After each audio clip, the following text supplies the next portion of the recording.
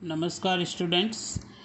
Switching techniques में next हम बात कर रहे हैं message switching. Okay, message send to receiver आपको भेजना है। ठीक है, तो देखिए सिंपल सा है यहाँ पर।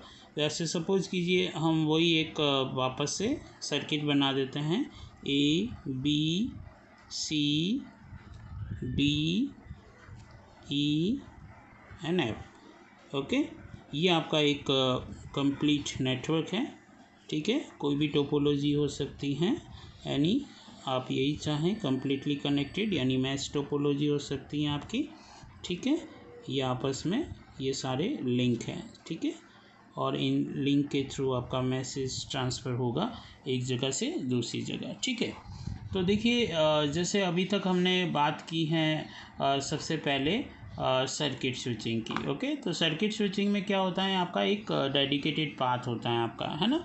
यानी उस पाथ को वो दो पार्टी सेंडर और रिसीवर ही यूज़ कर पाएंगे। यहाँ पे भी हम यही मान के चल रहे हैं कि ये सेंडर है आपका। ठीक है, and A wants to send the signal to F, है ना। तो एफ इज़ रिसीवर। ओके, ये रिसीवर हो गया आपका। अब देखिए यहाँ पर कोई डेडिकेटेड पाथ नहीं होगा, no dedicated path in between two parties sender and receiver. Okay, हम मैसेज स्विचिंग की बात कर रहे हैं। तो मैसेज स्विचिंग टेक्निक्स में होगा क्या, एक कंप्लीट मैसेज, जो कंप्लीट मैसेज होगा। सपोज कीजिए कि आपने वो कंप्लीट मैसेज आपने बी को भेजा, है ना, ये कंप्लीट मैसेज आपका जा रहा है। ओके, इस तरह से। अब ये कंप्लीट मैसेज के लिए यहाँ से देखिए कई पाथ हैं, तो हो सकता है उसको ये पाथ बिजी मिल रहा है तो दूसरा पाथ से चला जाएगा, है ना। तो इस तरह से वो मैसेज क्या होगा आपका, वहाँ पे उनके बीच में से रूट होता रहेगा आपका। हो सकता है कि यहाँ से यहाँ चला जाए, यहाँ से यहाँ चला जाए, तो कोई भी, है ना। तो मैसेज यहाँ से यहाँ पे भी चला गया।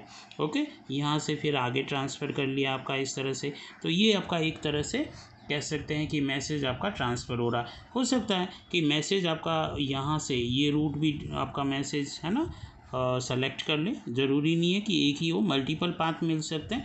तो डी से होते हुए ऐप तक मैसेज भेज दें। हो सकता है ये रूट आपका बिजी है तो बी आपका ई से होते हुए ऐप तक भेज दें। ठीक है, तो सबसे यहाँ पर जो कह सकते हैं सर्किट स्विचिंग और मैसेज स्विचिंग, इन दोनों के बीच में जो डिफरेंस है वो सिंपल सा डिफरेंस है कि no dedicated path in between A and F in message switching. कोई डेडिकेटेड पाथ नहीं होगा, सारे नोड फ्री होंगे। इंटरमीडिएट नोड जितने भी, इंटरमीडिएट ये बोलते हैं, जैसे ए और एफ है तो इनके बीच वाले नोड को इंटरमीडिएट नोड कहते हैं जनरली। ओके, तो ये इंटरमीडिएट नोड जो होते हैं इनके रूट से होते हुए वो मैसेज फॉरवर्ड हो सकता है। अब सपोज कीजिए ए ने मैसेज बी को भेजा, तो अब होगा क्या, ये बी क्या करेगा, उस मैसेज को पहले स्टोर करेगा अपनी जो लोकल स्टोरेज यूनिट है बी की, वहाँ पे उसे स्टोर करेगा और फिर जो रूट वहाँ पे उसको फ्री मिला वहीं से फॉरवर्ड कर देगा। जैसे सपोज कीजिए ई फ्री मिला तो यहाँ से इसको फॉरवर्ड कर दिया। अब सेम चीज़ यहाँ पे होगी, सेम थिंग, है ना, यहाँ पे भी होगी। The first store the message then forward the message to the next node. Okay, जो भी नोड है, अब वो रिसीवर तक चला गया तो मैसेज आपका पहुंच गया। अब इसमें देखिए क्या हुआ कि दोनों पार्टीज़ के बीच में कोई डेडिकेटेड पाथ नहीं है, ये पर्टिकुलर पाथ आपका बिजी भी नहीं रहेगा, है ना। अब सपोज कीजिए बी को कोई मैसेज करके ए को भेजना चाह रहा है तो बी तो फ्री हो गया मैसेज यहाँ ई को फॉरवर्ड करने के बाद, तो ये फ्री रहेगा, है ना। तो इस तरह से कोई भी पर्टिकुलर दो पार्टीज़ जो होती हैं वो बिजी नहीं रहेगी ट्रांसमिशन के समय, है ना। अपना मैसेज एक बार उन्होंने स्टोर करके आगे फॉरवर्ड कर दिया, देन वो पर्टिकुलर जो भी नोड था वो फ्री हो जाएगा। ठीक है, अब वो अपना दूसरा कोई भी वर्क कर सकता है। तो मैसेज जो स्विचिंग होती है ना, इसमें सबसे इम्पॉर्टेंट चीज़ होती है कि there is no establishment of dedicated path, है ना, in between the sender and receiver, but in case of circuit switching ये होता है। ठीक है, तो ये सबसे इम्पॉर्टेंट चीज़ होती है। अब यहाँ देखिए जब मैसेज भेजेगा तो जो डेस्टिनेशन होगा यानी रिसीवर जो होगा उसका एड्रेस भी तो उसके साथ अटैच होगा मैसेज के साथ, तभी तो पता लगेगा कि मैसेज एक्चुअल में किसको भेजना है। तो जो भी मैसेज होगा उस मैसेज के साथ उसका एड्रेस होगा और डायनेमिक रूट होगा। कोई ज़रूरी नहीं है कि ए से बी पे जा रहा है या बी से ई पे आ रहा है या ई से एफ पे जा रहा है, नहीं, कोई ज़रूरी नहीं है। वो ए से बी हो सकता है, बी से डी हो सकता है, डी से वापस ई हो सकता है, ई से एफ हो सकता है, कोई भी डायनेमिक रूट वो डिसाइड कर सकता है। ठीक है, तो इस तरह से यहाँ पर मैसेज स्विचिंग होती है।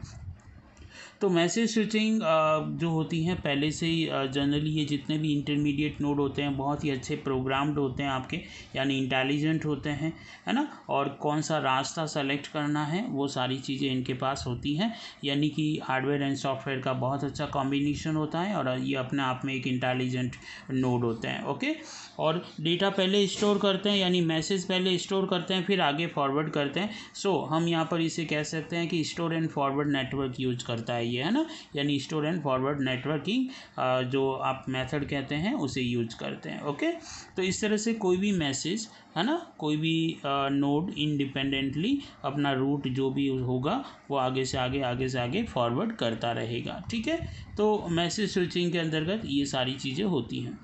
अब देखिए, यदि हम मैसेज स्विचिंग का एडवांटेज देखें तो सबसे पहला एडवांटेज तो वही हो गया कि कोई डेडिकेटेड पाथ तो होता नहीं है। एक बार यहाँ से मैसेज यहाँ फॉरवर्ड हो गया, ए फ्री हो गया, बी से ई पे चला गया, बी फ्री हो गया, ई से एफ पे चला गया, ई फ्री हो गया। अब ये फ्री इंटरमीडिएट नोड या जो भी है सेंडर है वो फ्री हो चुका है, वो अपना दूसरा वर्क कोई भी कर सकता है। ठीक है, तो इस तरह से यहाँ पे सबसे बढ़िया चीज़ या सबसे अच्छी चीज़ या जो एडवांटेज है वो यही होता है कि कम्युनिकेशन करते समय जो इनके बीच की जो कैपेसिटी होती है जिसे हम बैंडविड्थ कहते हैं वो उसका पूरा यूटिलाइजेशन कर सकता है। ट्रैफिक कंजक्शन जो होता है, यानी कि ट्रैफिक होता है, यानी कि सबसे ज़्यादा डेटा आ रहा है या जा रहा है ना, क्योंकि यहाँ से यहाँ भेजा डेटा तो बी ने आगे भेज दिया, यानी टेम्परेरी तो डेटा को स्टोर किया, परमानेंट थोड़ी स्टोर किया डेटा, है ना, तो रिड्यूस कर देता है ट्रैफिक वहाँ पे, है ना, ये भी एक अच्छा फ़ायदा है इसका।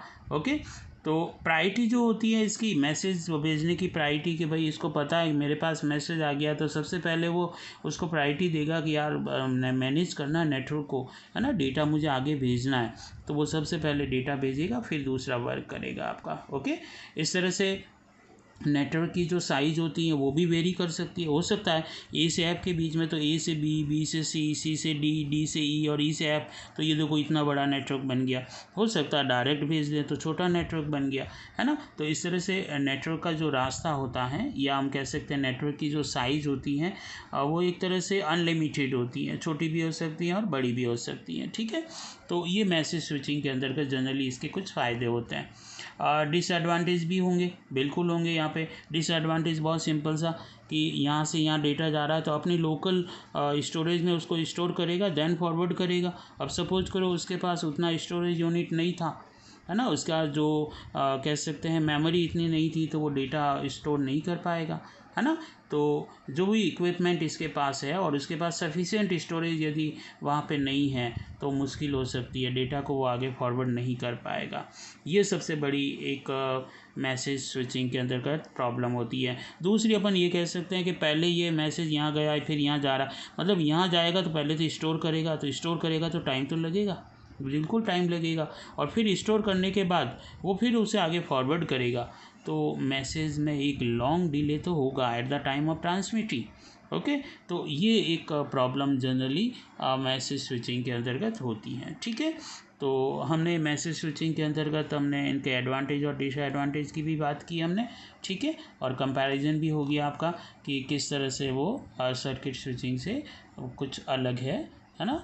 चलिए, तो इसको भी हम आगे ऑनलाइन जब हम पढ़ेंगे तब उस समय इसको काफ़ी अच्छा डिस्कस करेंगे। Okay, thank you.